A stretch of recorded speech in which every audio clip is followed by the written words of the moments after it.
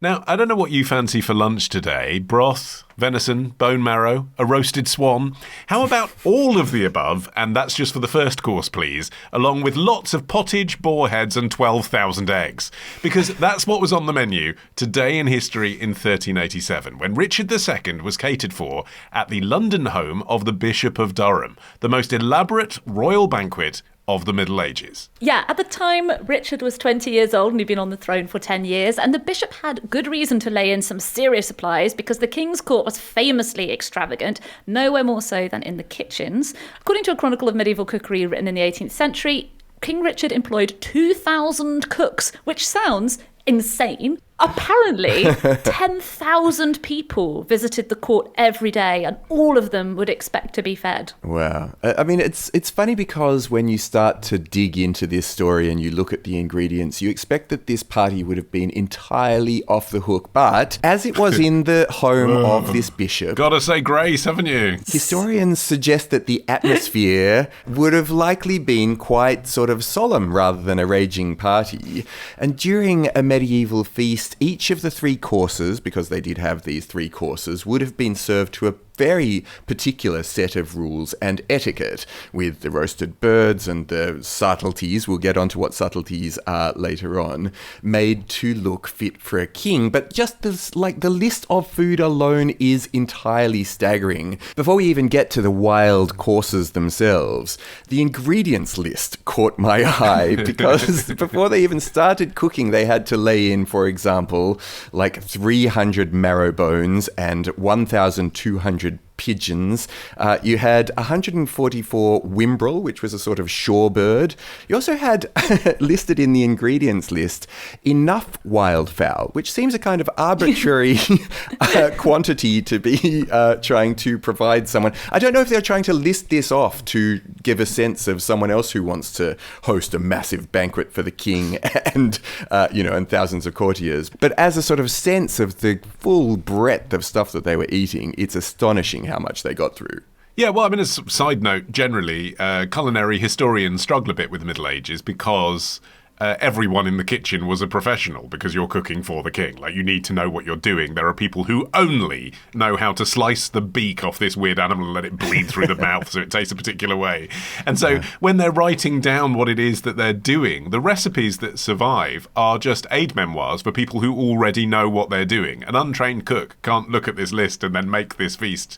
These days, that's not possible. So we have a kind of half-remembered version of what it was they would have been eating. But you say that there's a sort of wide diaspora of animals involved on the plate. They're basically birds, aren't they? I mean, there's a lot going on, but I would say taste like chicken would be a good rubric for this. Yes. You've got pigeons, pheasants, peacocks, larks, thrushes. It's all going to taste like chicken. I mean, truly no bird was safe. The menu features herons, cranes, birds that you would just assume nobody was interested in eating. They were interested in eating all of them.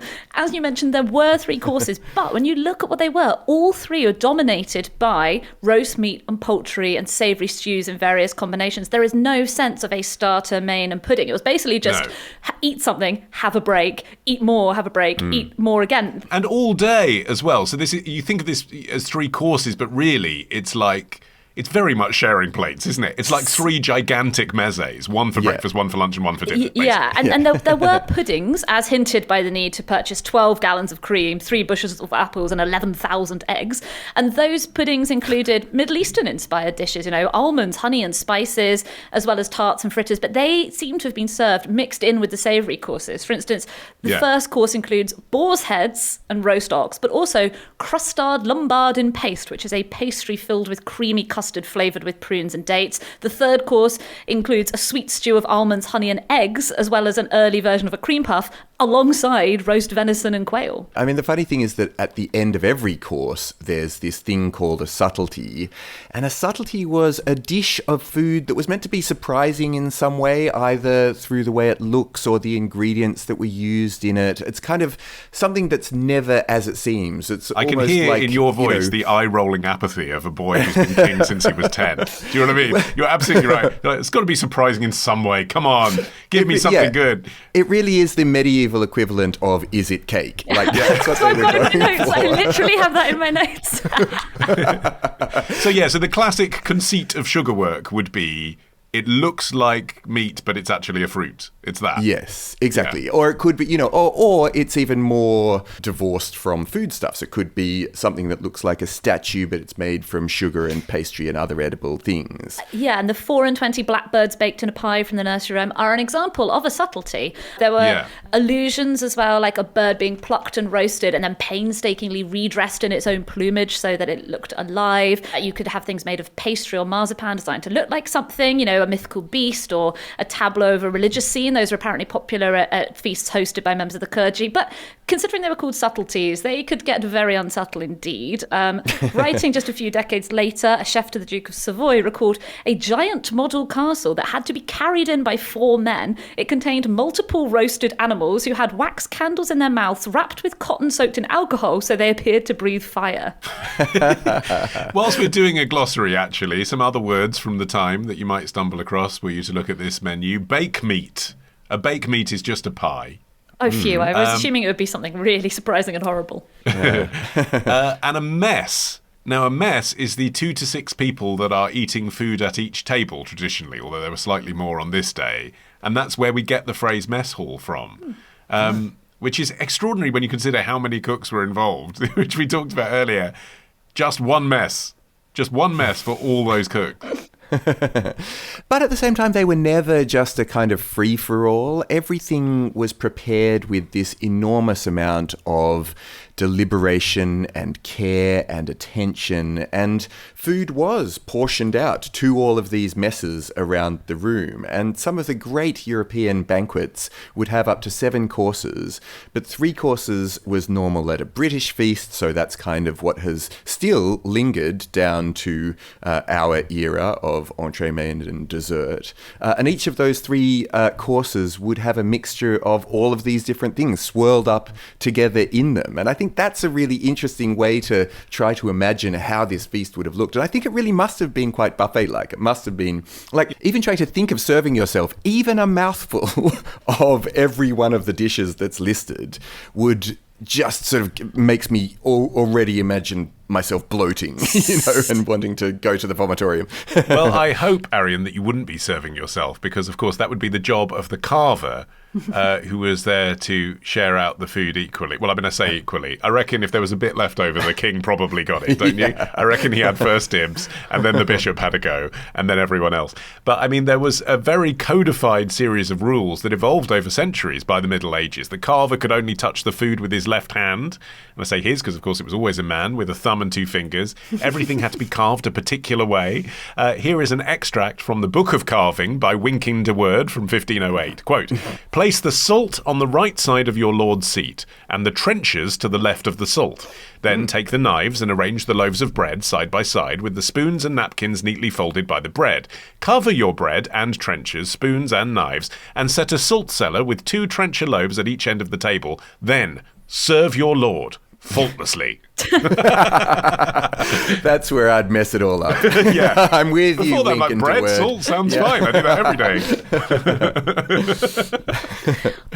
Well, so as we've mentioned, Richard II was a bit of a gourmet himself, and the head chefs at his court compiled one of the earliest and best-known English recipe books. It's called The Form of Curry. It doesn't have curry in it. It's from an old French word for cookery, and that gives us a glimpse at the extravagant world of royal banquets.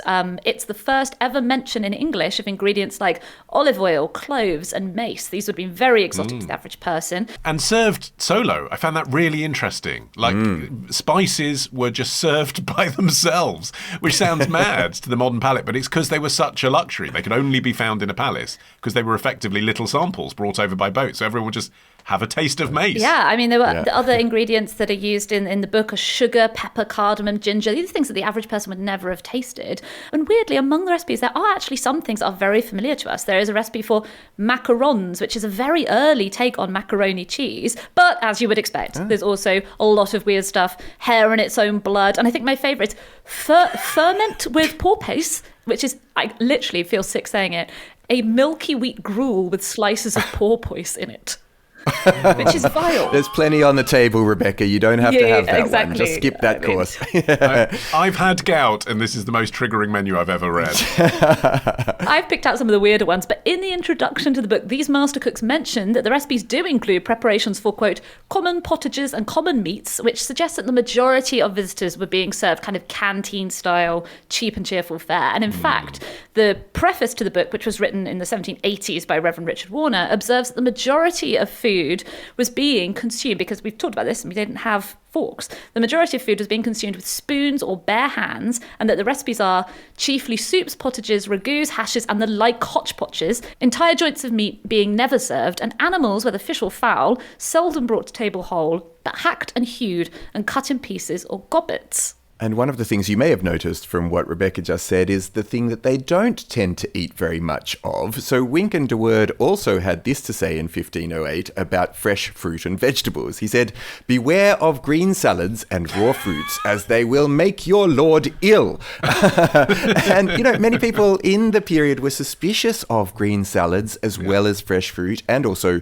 drinking water. Yeah. Understandably, to be fair, at the time. Totally, because they thought it could... Well, there's that. And they knew that these things could make them ill, being, quote, the cause of putrefied fevers, and so on. That people really thought that this was the stuff that you had to dodge, and you'd be better off having all manner of crazy birds on your plate instead. And in a way, that was only a problem that would affect the aristocracy, because only they could eat like this. We're only a few years away from the Peasants' Revolt here, and lavish events like this absolutely played into that. We're in the bit of English history between the Black Death and the Peasants' Revolt. Like, half the nation is dead, but here's the king still partying like it's 1299.